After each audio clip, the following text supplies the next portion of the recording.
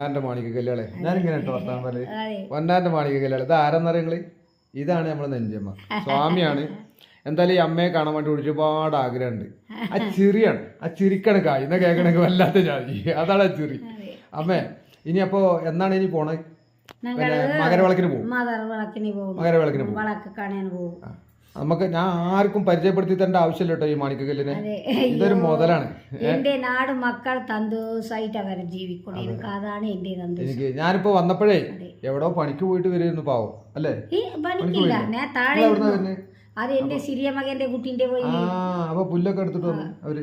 അവർ പണിക്കോണ ആള് പണിക്ക് പോയിട്ട് അപ്പൊ എന്താ കേൾക്കണമെങ്കിൽ വല്ലാത്ത ഞാൻ പോവില്ല. ഞാൻ ആദ്യം തൊഴിലുറപ്പ് പോയിരുന്നില്ല.